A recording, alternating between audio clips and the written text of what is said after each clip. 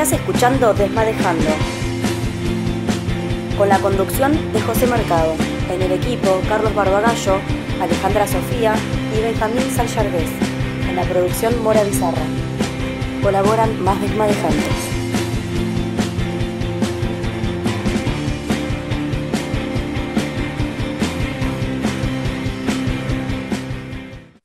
Bueno, buenas noches a todas y a todos. Un nuevo programa de Desmadejando en la radio, con Mora Bizarra, con Alejandra Sofía y hoy con un invitado de lujo, Mario José Krieger. Ale, te doy el pase para que hagas la presentación. Así es, hoy desmadejamos junto a Mario Krieger, que es doctor en Administración por la Universidad de Buenos Aires. Mario también se licenció en Ciencias Políticas y en Administración Pública en la Universidad de El Salvador y en Ciencias Políticas también en la UBA. Actualmente dirige desde hace bastante tiempo la maestría en Gestión Pública y Desarrollo Gubernamental en la Facultad de Ciencias Económicas de la UBA y es director de la carrera de especialización en Gestión Pública en la misma Facultad y Universidad de Buenos Aires. Dirige la especialización y la maestría en Dirección de Proyectos en la UBA y es consultor de planeamiento estratégico, este gran tema que desmadejaremos con él, y profesor en varias universidades como la de Buenos Aires, la de 3 de febrero y la de Entre Ríos. También es un colaborador, un referente del Instituto de Formación y Actualización Política Peronismo Unido, el IFAP, y en esta función ya también desmadejaremos algunas cuestiones que tienen que ver con el planteamiento de seminarios. Varios libros ha escrito Mario Krieger, algunos de ellos: Métodos y técnicas de diagnóstico e intervención en la administración pública, la crisis de legitimidad de los sistemas políticos, sociología de las organizaciones públicas, un análisis del comportamiento organizacional público, por supuesto, un libro que se llama Planeamiento Estratégico y otro, entre tantos, Estado y Administración Pública. Presentarlo son de esos invitados que tienen mucho currículum, bien trabajado, bien desarrollado en el territorio, y por eso, Mario, hoy estás compartiendo esta noche radial. Y para los que no somos especialistas, escuchamos esa palabra muchas veces, pero en tu palabra, ¿qué es un planeamiento estratégico? Bueno, primero buenas noches, un gusto estar con ustedes.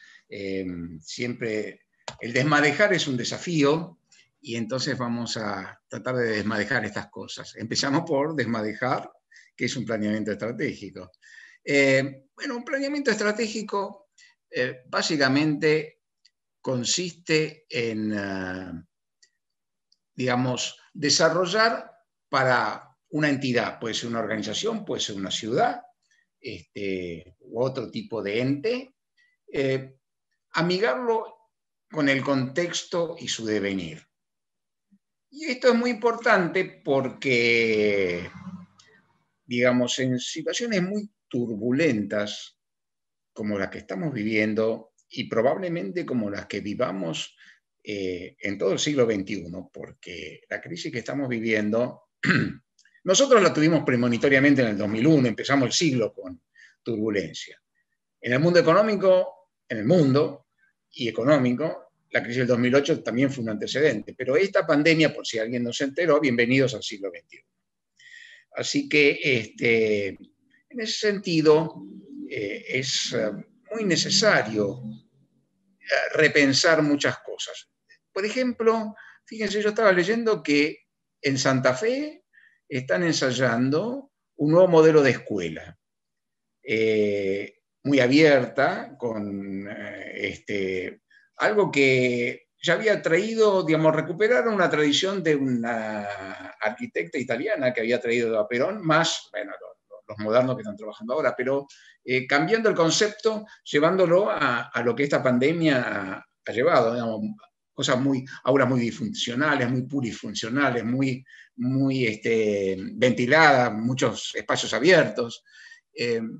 Bueno, y así también hay que repensar hospitales, hay que repensar escuelas, hay que repensar instituciones, hay que repensar ciudades, porque fíjense que en este año nomás la gente ha cambiado su localización. Con el tema de la virtualidad, mucha gente ha decidido vivir en las afueras, salir de los centros urbanos, y cambiar acá y en el mundo, ¿no? Entonces, todas estas cosas requieren de planeamiento estratégico. Entonces, por ejemplo, la primera pregunta que yo haría, si uno está en una organización, en una institución, o está pensando su hábitat y su ciudad, bueno, ¿cómo nos la imaginamos para los próximos 50 años en un mundo tan disruptivo y tan distópico como el que ya sabemos que estamos inmersos? Y que lo único que sabemos es que, digamos, va a venir, no sabemos por dónde va a venir, por dónde va a disparar la liebre, pero alguna liebre va a haber. Hay algunos que hablan de pandemias secuenciales y sucesivas, hay otros que hablan de mutaciones de esto, y otro tipo de cosas, porque, digamos, la crisis económica recurrente del 2008 iba a explotar en el 21-22. No explotó la pandemia, que también fue una crisis económica, pero por lo tanto, ese es el mundo nuevo. Entonces uno tiene que decir, bueno, ¿cómo repienso esto? Y el planeamiento estratégico hoy, a mi juicio, es distinto a lo que ustedes van a encontrar en ese libro que escribí hace un par de años atrás. Porque hace un par de años atrás, los objetivos y la misión era lo más importante. Y uno, digamos, generaba valores comunes, una visión compartida, pero básicamente para cumplir los objetivos y la visión. Hoy es al revés. En este mundo tan disruptivo, nos tenemos que poner más de acuerdo en los valores, en los parámetros, en lo que queremos y en visiones, que en los objetivos y misiones concretas que van a ir cambiando en función de las respuestas y que cotidianamente demos a la nueva realidad. Y esto es algo que he denominado para las organizaciones, para los sistemas políticos y sociales, la sostenibilidad. O sea, el gran desafío va a ser sostenible, que es más que medio ambiente amigable, que sustentable, que responsabilidad social. Sostenible es algo que pueda perdurar, pueda no morirse en esta situación, digamos, hasta las personas tenemos grave peligro de muerte, y las organizaciones y las instituciones también, si no, pregúntenle a los miles de comercios que cerraron en este año, ¿no?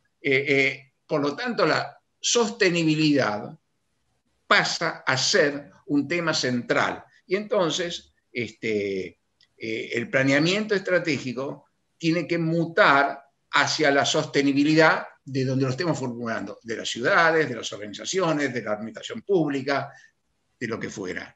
Y en eso se tiene que centrar básicamente en valores y en visiones compartidas. Tomando este tema que vos decís, la pandemia, donde vos tenés, digamos, esto, volvamos a uno de los ejemplos de los tantos que diste, el tema del comercio. Vos tenés que, digamos, quienes se sienten a la mesa, que ya veremos quiénes, a hacer un planeamiento estratégico para decir, sucedan las pandemias que sucedan, o las situaciones fluctuantes económicas de nuestro país que sucedan, un comercio, por ejemplo, para hacer un universo más chico, de la ciudad de La Plata, tendría que tener tales sustentos, tales apoyos, tales independencias, algo así sería, y que más allá de la ola, vos dijeras, bueno, en todo caso, atiendo en la vereda por la pandemia, pero la sostenibilidad de que el comercio platense subsista, pase lo que pase, tiene que estar dada por este y este factor. Ahora, si fuera así, es un trabajito de unos cuantos, ¿no? Es verdad. Sí, esa sostenibilidad tiene que estar dada por sus referentes, clientes, usuarios, beneficiarios, interesados, porque a uno se debe, en cualquier organización, a esa referencia, para quien uno trabaja, para quien uno hace algo. En este caso es el comercio, a quién va destinado. Entonces ese referente y estar imbricado en esa comunidad es lo que lo va a salvar. De hecho hubo casos de gente que, digamos, uno, digamos, compra su referente, ayuda a su comerciante de barrio para que no se muera en este intento, porque yo lo quiero tener a ese señor en mi barrio. Entonces, en vez de comprar por ahí en el gran supermercado, sigo comprándole al comerciante de barrio para que ese señor se mantenga, ¿no? Es cultivar esos referentes. Sí. Mario, cuando hablamos de esta, digamos, de este planeamiento estratégico y lo vinculamos a lo gubernamental, ¿cómo sería la herramienta de este plan estratégico? Porque a veces es como que te digo esto y se me representa la imagen de un funcionario por un lado y por otro lado la de un estadista, ¿no? Pareciera que si hay un planeamiento estratégico, estaríamos en presencia de aquella figura que las sociedades a nivel mundial siempre han caracterizado como un estadista, por lo menos en su acepción más común, y por otro lado la de un simple funcionario que pasa sin mayores trascendencias en la función de gobierno. ¿Puede estar vinculado esto del plan estratégico, del planeamiento estratégico en la función, cuando se trata de función pública, con la figura de un estadista, con la figura de una mujer o de un hombre que realmente trascienden en la gestión pública? Claro, tenés razón, porque, digamos, y más en estas situaciones tan turbulentas, el que no tiene una visión de futuro hacia dónde quiere ir, va a la deriva, y como los vientos son muy turbulentos, puede ir a un lado o al otro sin rumbo y sin norte. Justamente ese plan estratégico es recordarte que tenés un norte hacia al que querés ir, y todo el tiempo estar buscando ese norte. Y tener ese objetivo estratégico y buscando ese norte es lo que vos llamás ser estadista. Clarísimo, esto da para seguir desmadejando. Escuchamos un poquito de música y volvemos a dialogar con Mario Krieger.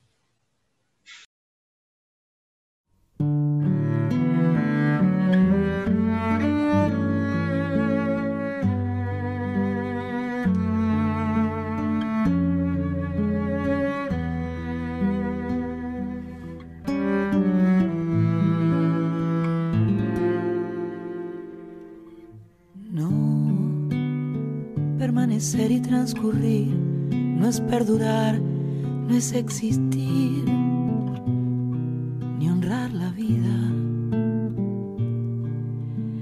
Hay tantas maneras de no ser, tanta conciencia sin saber, adormecida. Merecer la vida no es callar ni consentir tantas injusticias repetidas. Es una virtud, es dignidad y es la actitud de identidad más definida. Eso de durar y transcurrir no nos da derecho a presumir, porque no es lo mismo que vivir, honrar la vida.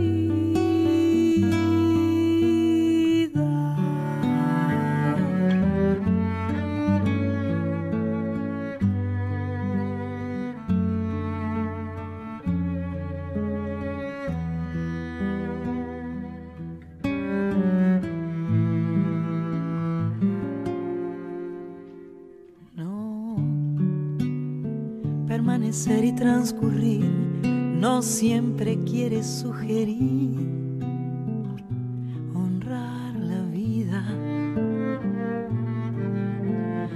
Hay tanta pequeña vanidad en nuestra tonta humanidad enceguecida.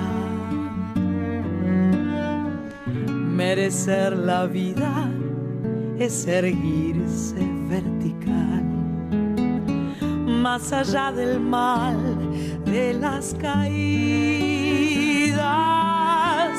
Es igual que darle a la verdad y a nuestra propia libertad la bienvenida. Eso de durar y transcurrir no nos da derecho a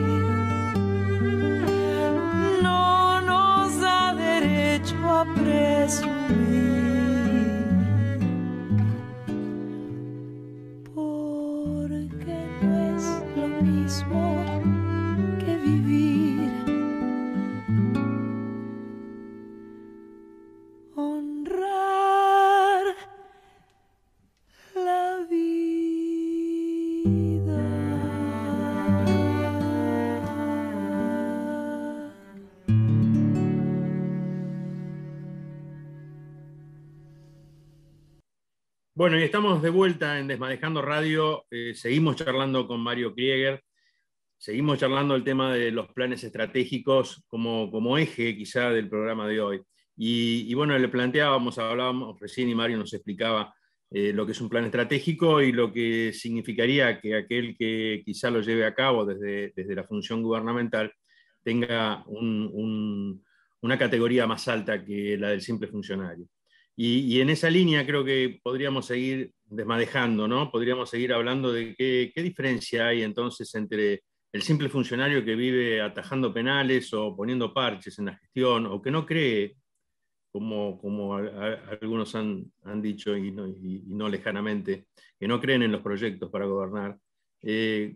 ¿Cómo es esto, no? ¿Cómo se puede gobernar así en la improvisación cotidiana? Porque si uno lo traslada, como decía Ale, a las situaciones más chicas, a los comercios, o a lo que fuera un manejo en la ciudad de los vecinos, en su economía familiar o en su economía comunitaria, vivir en la improvisación no siempre da buenos resultados, ¿no? Salvo que nos ganemos el bingo. Pero en la función gubernamental esto denotaría una grave falencia. ¿Qué opinas, Mario? Bueno, vos lo dijiste. La primera categoría que dijiste es alguien que viva atajando penales. El que vive atajando penales es un seguidista que corre detrás de los hechos. O sea, el cambio se produce y él reacciona, es un reactivo. Entonces, el que reacciona siempre reacciona mal y tarde. Digamos, la situación ya pasó. Lo importante es el que evoluciona conjuntamente, o mejor aún, aquel que puede anticiparse a los problemas y prever soluciones antes de que los hechos ocurran, ¿no?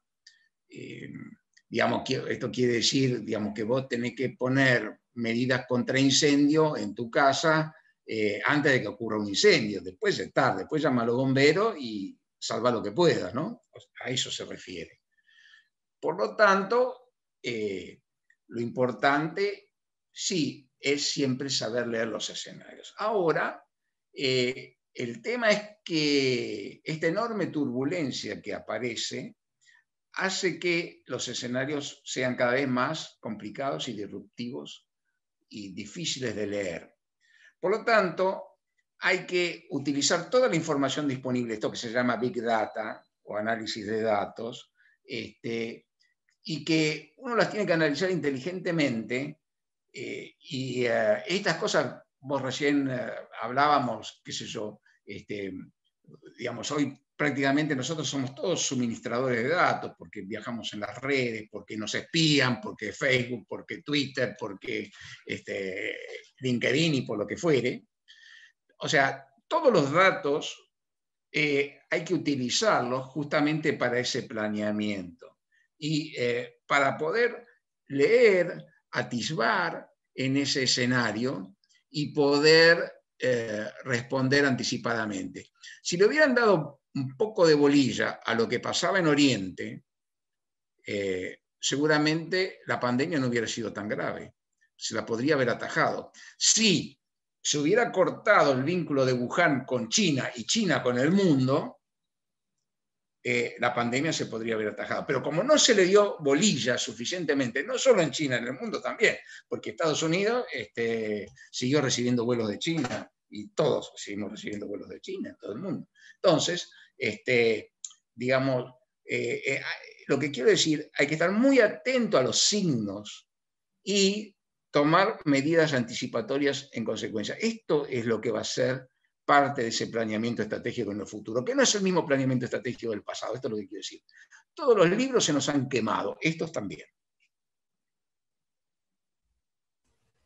Mario, y entonces en volver a hacer libros, más allá de que vos escribís y tenés unos cuantos en tu haber, digamos, pero este libro que se reescribe, deberíamos estar, vuelvo a la cuestión muy local, deberíamos estar los más posibles, ¿verdad? Porque como hoy referenciábamos en en el primer bloque dialogando con vos, esta cuestión de, por ejemplo, en el comercio, quién compra, quién provee, el que está al frente del local, digamos, pero en esto de pensar un poquito más grande este universo, y en esta actualidad tan disruptiva, para no correr mal y tarde, ¿quiénes nos sentamos a la mesa? Digamos, ¿cómo construimos? Porque si no le tirás todo, digo esta expresión un poco vulgar, pero le tirás todo a que gestiona, a que votaste, y digamos, y uno como ciudadana y ciudadano no debería perder ese rol, ¿no?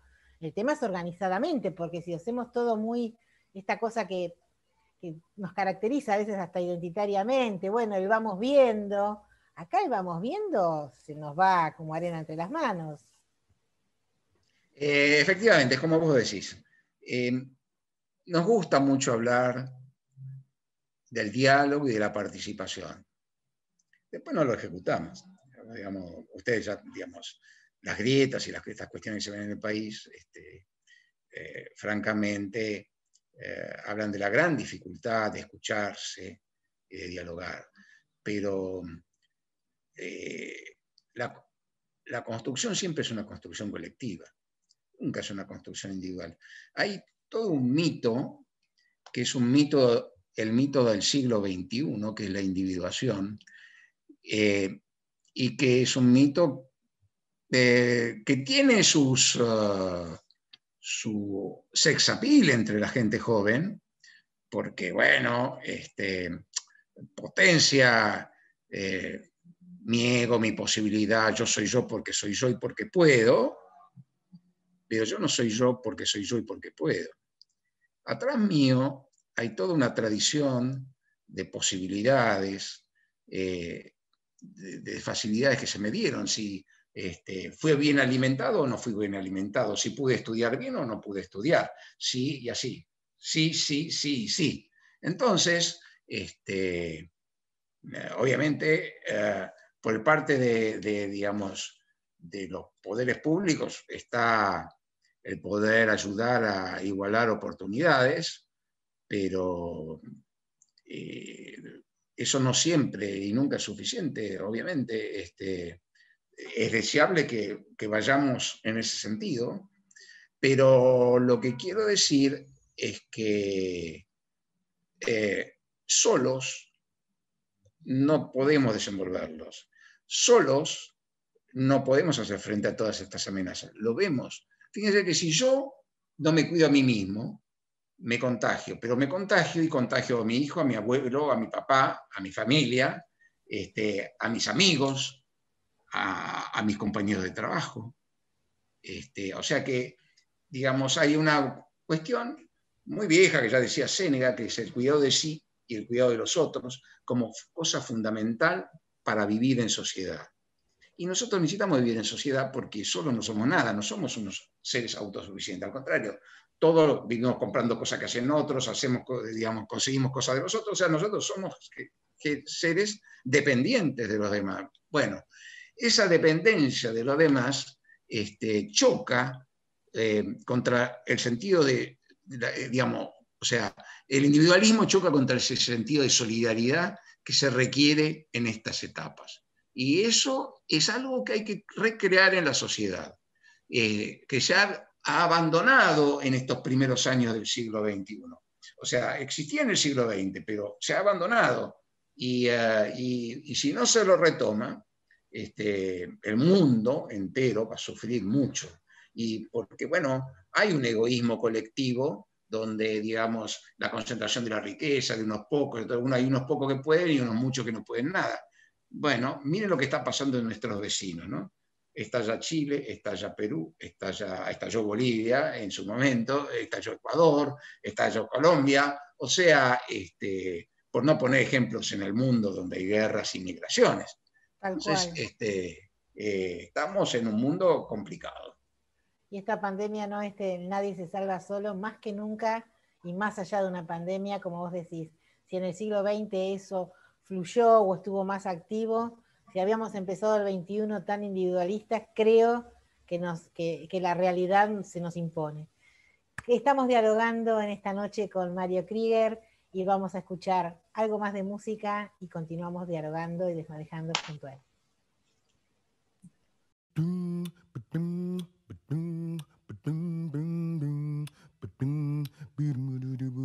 Algunos nacen idiotas, otros aprenden a hacerlo, otros se hacen los idiotas y tratan de convencernos. Puedes pensar lo que quieras, hoy no te salva la aritmética. Todo el mundo tiene un porcentaje de idiotez en su genética. Para separarnos con la arrogancia de que en el mundo somos el centro, mejor unificarnos con el idiota que todos llevamos adentro. Cristóbal Colón descubrió América por pura coincidencia.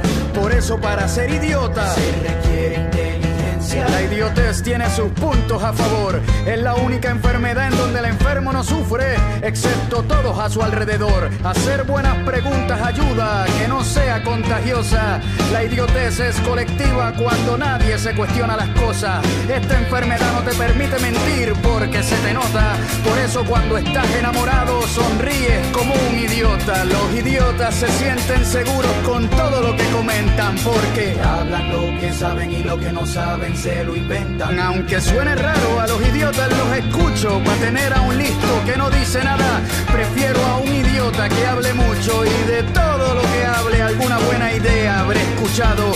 Esa que el sabio se guardó por temor a ser juzgado. Un idiota es aquel que no aprende del pasado, un desinformado que no escucha al informado, un idiota por debajo del nivel. Un idiota es el que cree que todos son idiotas menos él. Un idiota es aquel que no aprende del pasado, un desinformado que no escucha al informado, un idiota por debajo del nivel. Un idiota es el que cree que todos son idiotas menos él. Entre todos los trabajos que un empleado ejecuta, el trabajo más idiota es el que no se disfruta. A la hora de buscar un empleo es bueno idiotizarte, porque cuando eres brillante prefieren no contratarte. Mantener a la gente inteligente abajo sin crecer es la regla más importante de un idiota con poder. Pero sería un idiotez tomarse la vida de manera seria. Hacen falta los idiotas para que exista la comedia y poder burlarse de ello y también de uno mismo. Ser idiota no está mal si lo ves con optimismo.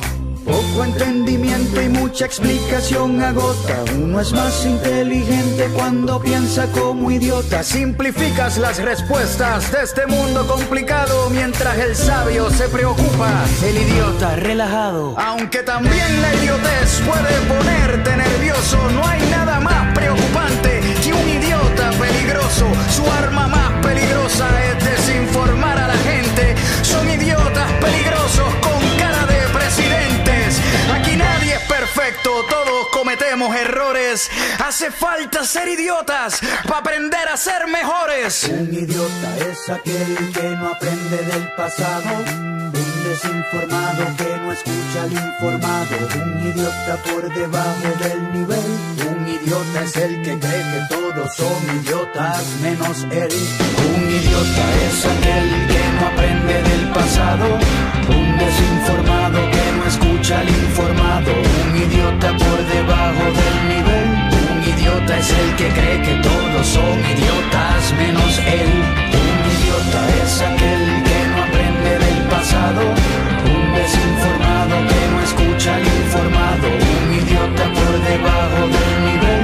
Un idiota es el que cree que todos son idiotas menos él. Un idiota es aquel que no aprende del pasado, un desinformado que no escucha al informado, un idiota por debajo del nivel. Un idiota es el que cree que todos son idiotas menos él.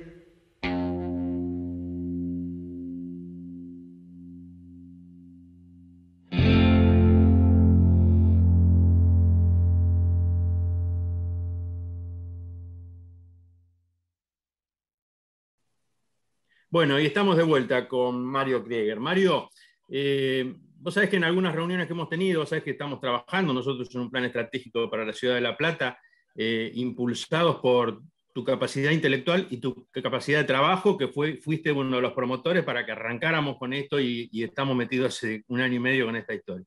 En algunos lugares donde hemos debatido esta idea de cómo presentarse a la ciudadanía, al vecino, a la vecina de la ciudad de La Plata, con esquemas nuevos, nosotros planteamos la discusión de las ideas, no de las personas, hablar poco de las cosas, hablar más de los proyectos, y en esto estamos en el debate de un plan estratégico. Y a veces le quieren quitar el precio, te corren por izquierda o por derecha, pero los que te corren por derecha no quieren mostrar su proyecto, porque no es de los mejorcitos para que se lo pueda comprar, y los que te corren por izquierda te dicen, no, pero esto es una cuestión técnica, es una cuestión burocrática, pareciera que vos estás más preocupado por dónde va la calecita en la plaza, que por una cuestión de trascendencia política. ¿Cómo lo ves? ¿Es así esto? Vos decís un plan estratégico, ¿es una cuestión simplemente técnica manejada por los técnicos o hay un trasfondo político ahí?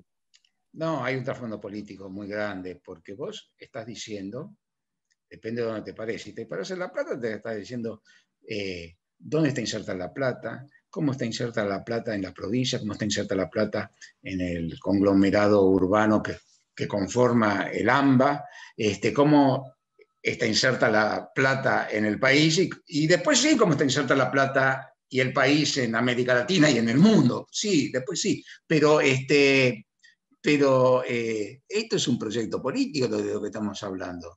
No es un proyecto, porque si fuera un proyecto técnico, simplemente llamemos a arquitectos e ingenieros y punto, y nos dirán por dónde pasan los puentes, a dónde hacer los desagües, a dónde hacer las cloacas, y qué sé yo. No se trata de eso, lo que se trata es, digamos, el hábitat de las personas, digamos, las actividades que se van a desarrollar, cómo van a vivir los comercios, cómo se va a insertar La Plata en el mundo, qué va a pasar con su puerto, qué va a pasar con su aeropuerto, qué va a pasar con sus vías de comunicaciones, cómo se inserta en el AMBA, o sea, digamos, qué le pasa con ese vecino pesado que tiene, que es la capital federal, todo eso. Y todas estas cosas que te mencioné son cosas políticas, digamos. Cuando alguien te baja el precio, como decís vos, en realidad es porque o no quiere hablar o porque no sabe del tema y entonces teme hablar, o lo primero que dijiste, porque su proyecto es tan vergonzante que no lo puede decir. Es cualquiera de esas cosas, pero es político, sí. Absolutamente. O sea, el planeamiento estratégico es un instrumento técnico para hacer viable, digamos, un colectivo participativo. Porque no hay plan estratégico que funcione. Acá hay una cosa que tenemos que decir, que funcione sin la participación, sin el involucramiento de la gente. O sea, si no hay involucramiento, no hay plan. No hay plan de iluminados, no hay plan de 4. Porque a veces se piensa en eso, y a veces las resistencias son, y a veces el propio de la política, y que estos 4 me van a decir a mí el libreto que tengo que hacer. No es eso. El plan estratégico es un plan participativo, comunitario, integral de todas las fuerzas vivas, si es de una ciudad.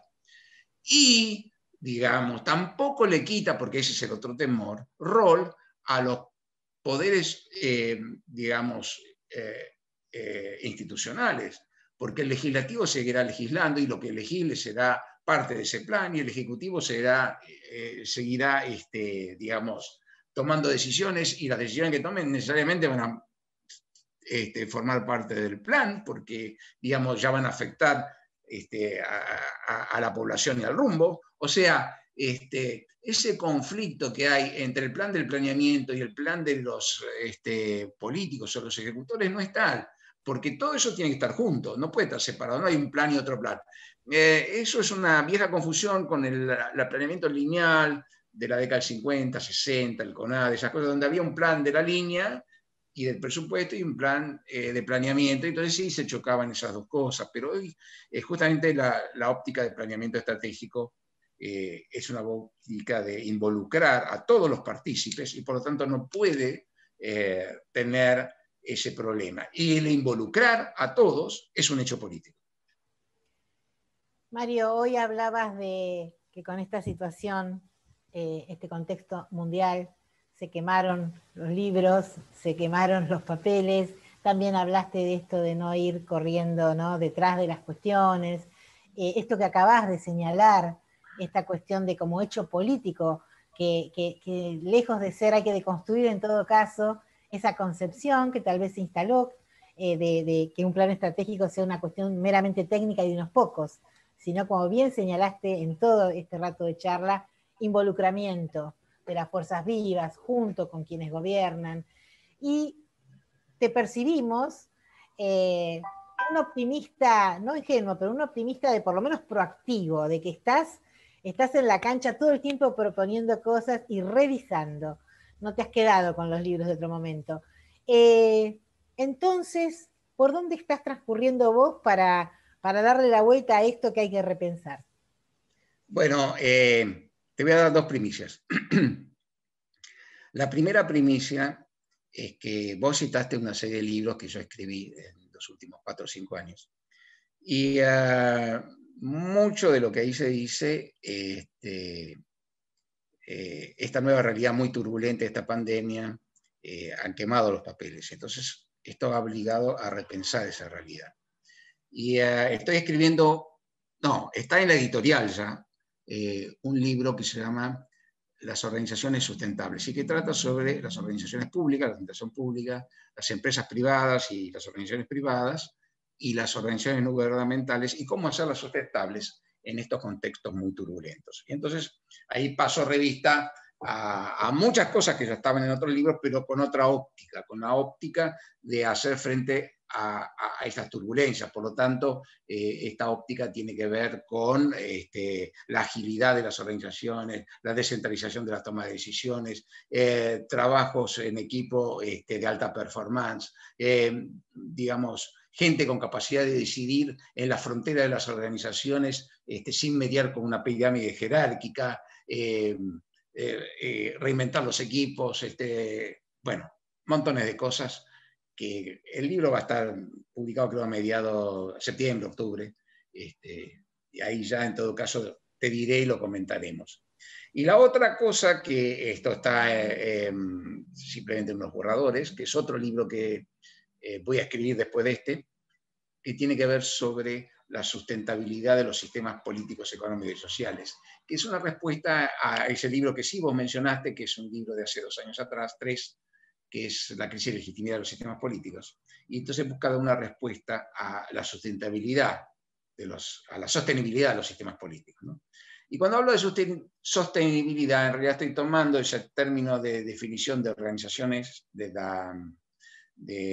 Naciones Unidas, que habla de organizaciones sostenibles medioambientalmente, pero yo amplío ese concepto de sostenibilidad y no solo lo tomo como algo amigable con el medio ambiente y que no afecta a las generaciones actuales ni a las generaciones futuras, sino estoy buscando una sostenibilidad global de las organizaciones y también de los sistemas políticos, económicos y sociales, porque ninguna organización puede sobrevivir en un sistema político, económico y social insostenible, porque, digamos, las organizaciones, pese a lo que puedan creer muchos, no viven aisladas, y hasta las más grandes multinacionales pueden caer en una crisis como esta, o beneficiarse, como fueron todos los que trabajan con plataforma, ¿no? Por lo tanto, me ha obligado a repensar y estoy tratando de dar respuesta a estas nuevas realidades. Y esto es nuevo, no hay cosas escritas, hay artículos, gente está pensando, pero digamos, no hay cosas demasiado sistemáticamente escritas sobre esto, ¿no?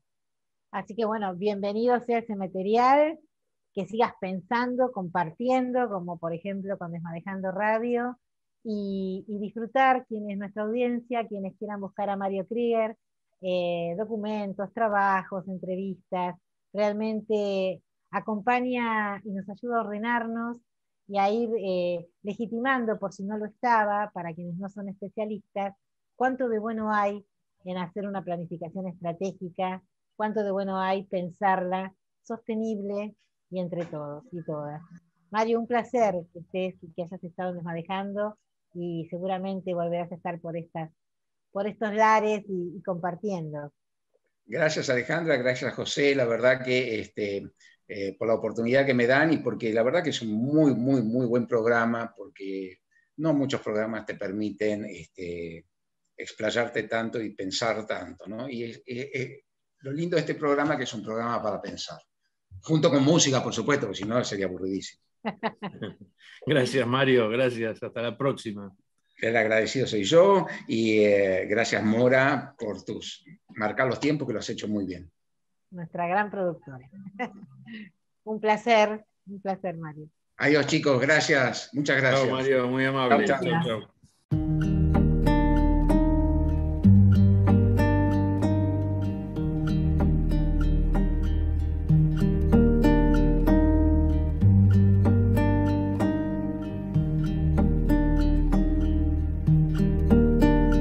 Vinimos para ser felices y para sufrir. Llegamos de las cicatrices y de sonreír. Y estamos tan atados como sueltos. Estamos tan cerrados como abiertos. Somos los más locos.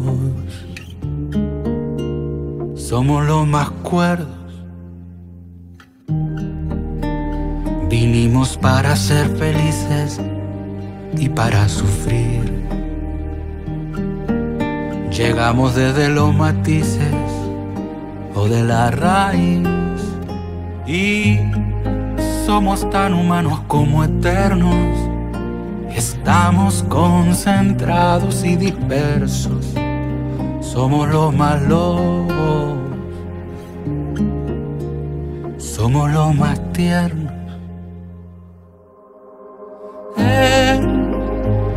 La sed de amarme, tomaste lo que casi nunca entrego y no fue bastante.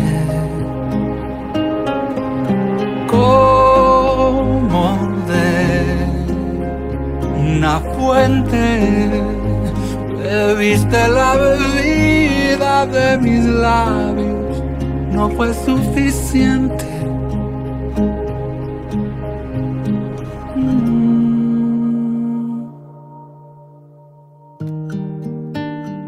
Vinimos para ser felices y para sufrir.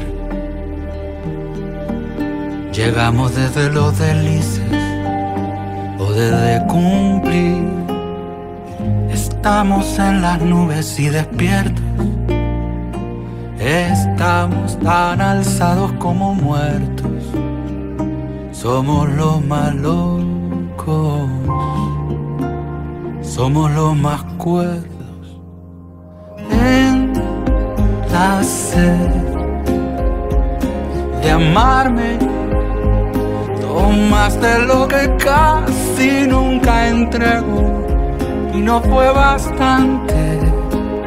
Como de una fuente bebiste la bebida de mis labios, no fue suficiente.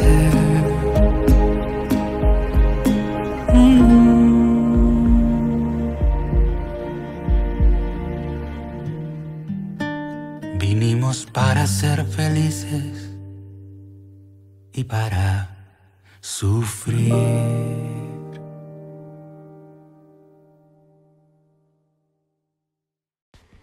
Bueno, y llegamos a un nuevo final de Desmadejando en la Radio. Hemos tenido hoy una cátedra explicativa de las necesidades de un buen gobierno, aquello que diferencia a quien transita sin pena ni gloria por el Estado con aquel que lo hace dejando una huella. El dilema es simple administrador o estadista. El estadista, aquel que planifica estratégicamente de modo de conducir las organizaciones frente a los nuevos desafíos que le plantea el medio ambiente, en lugar de ser reactivo, nos dice Mario Krieger, ser proactivo. Busca adelantarse a los desafíos de modo de entender a esos como una oportunidad para crecer y transformarse. Para ello, el que conduce debe estar imbuido de una visión estratégica y transmitirla a sus colaboradores. El objetivo de un plan estratégico es saber a dónde vamos y cómo llegamos, es decir, es la herramienta para alcanzar el éxito en la gestión. Para ello, debemos generar conciencia de su necesidad, participación de todos aquellos que tienen que ver con la organización. En nuestro caso, con nuestra querida ciudad de La Plata Y luego, fundamental, la participación mayoritaria de los involucrados, los usuarios, los vecinos. En el plano local decimos los cultos religiosos, las instituciones, las universidades, sindicatos, movimientos sociales, organizaciones empresarias, clubes barriales, sociedades de fomento, vecinas y vecinos en general. Tenemos que tener en claro que si un gobierno quiere ser el fruto de una mayoría, debe abrirse a la mayor participación posible de los habitantes para los que gobierna. No alcanza, y está demostrado, su participación solamente en el acto electoral. Hay que explorar otras vías de ida y vuelta permanente de opiniones, deseos, sueños, necesidades, y de esa colecta, fruto de que el funcionario preste la oreja, se elabore un planeamiento estratégico que en el caso que nos ocupa sea el objetivo de ciudad que los platenses imaginan y desean. Cuando ese proyecto es atacado por factores de poder constituido, incluyendo sectores políticos que le bajan el precio, es porque, no tengan dudas, tienen otro proyecto que juega su objetivo en contra de la ciudadanía y para favorecerse los mismos de siempre, es decir, el poder concentrado, local. Todos sabemos quién es. Ese proyecto lo tienen en la manga como el timador con las barajas. En esa mira del poder concentrado, es bueno dedicarle unos minutitos a lo dicho por Alfredo Zayat ayer en el editorial de Página 12. Claramente, al comentar la disputa de poder en la UIA entre de Mendizábal y la gente de Paolo Roca, de Techín, deja al descubierto la dominación del mundo del poder económico concentrado por parte de unos pocos resumidos en la figura de ese Paolo Roca. Es aleccionadora esa disputa y la lectura del artículo de Alfredo Zayat. Vale para mí gusto una aclaración primigenia que no opaca, por cierto, el contenido de esa nota, pero no lo puedo dejar pasar. El nuevo presidente, Funes de Rioja, puesto, como se ha dicho, por Paolo Roca, es abogado. El artículo dice abogado laboralista. Yo creo que es abogado empresario. Laboralista es el abogado que estudia y ejerce el derecho de los trabajadores, denominado laboral. Asesora al trabajador para que haga valer sus derechos. En cambio, el amigo Funes de Rioja asesora a las empresas para ver cómo pueden evitar pagarle al trabajador menos de lo que por derecho le corresponde. Capítulo aparte con eso. Por otro lado, Zayat dice que Cristina Kirchner bendijo a Alberto Fernández para mantener la paz con el poder concentrado de la economía, como que la figura de Alberto Fernández le iba bien para ese acuerdo, para mantener a esas fieras tranquilas. Me cuesta creer, realmente, que una mujer de la experiencia y capacidad ignore que ello es una utopía que nunca llegará a hacerse realidad. No lo creo. Por ello, lo que sí creo es que es imperioso que el gobierno nacional planifique su gestión, elabore un proyecto de país donde el eje pase por combatir ya no al capital, viejo empleador de la época del estado de bienestar, casi un nene de pecho en comparación con los actuales dueños del dinero y el poder, sino al poder financiero. Ahí está la discusión. Es imperiosa la modificación de la vieja ley de entidades financieras que hicieran Martínez de Ovidela y que hasta la fecha no ha sido cambiada. Y ya que estamos, así como a la pasada, debería cambiarse la letra de la marcha peronista, la consabida frase de combatir al capital por combatir al banquero, para no equivocarnos dónde está posicionado hoy el adversario o enemigo, que hoy aún le presta al mejor deudor pagador que es el Estado Nacional. De lo contrario, estaríamos empantanados en la época de aquel viejo periodista Bernardo de Neustadt, casi un maestro de la nata, que hablaba de seducir al capital. Él sí quería cambiar la frase, pero en lugar de combatir hablaba de seducir. Y la novela terminó, ya sabemos cómo, en aquella época con un ministro de Alfonsín Pugliese sorprendido porque a su corazón abierto le contestaron con el bolsillo. Es hora que utilicemos las enseñanzas que nos dejara Scalabrini Ortiz y nuestros pensadores nacionales, no repetir ya la historia de los ferrocarriles, que es un librazo de Scalabrini Ortiz, pero sí tomar eso que él escribió para ver dónde está hoy el negocio, porque los negocios continúan, solo que van mutando como el virus. El diseño inglés de aquellos ferrocarriles con su gran negociado quizá ya no están, y no están porque Carlos lo hizo. Pero sí están las vías navegables en manos extranjeras, las vías navegables en manos extranjeras. No merecemos que nuestros ancestros pelearan por nosotros en la vuelta de obligado para alegremente hoy concesionarles puertos, dragados, circulación a empresas extranjeras que controlan a gusto y paladar todo lo que se extrae del país. El contrabando de cereales se estima no menos de 10.000 millones de dólares anuales. Ahí hay que combatir, ahí hay que intervenir. Ahí tiene que estar el Estado Nacional, le pese a quien le pese. El poder se construye en la lucha diaria contra los grandes. Si no se pelea, se transita rápidamente por la Casa Rosada. Y nadie se acordará de quién transitó esos pasillos. Y no creo en la desventaja de las fuerzas. Allí juega la inteligencia. Que hubiera sido de San Martín si, angustiado, se hubiera puesto a pensar que era imposible pelear contra los realistas. Hoy seríamos súbditos del rey de España. Y si Juan Manuel de Rosas, temeroso, hubiera preferido quedarse en Palermo cenando con ingleses y franceses, y bueno, hoy ya siquiera tendríamos esperanza. Bueno, buenas noches a todas y a todos. Muchas gracias por estar en Desmadejando Radio. Hasta el próximo lunes a las 20 horas.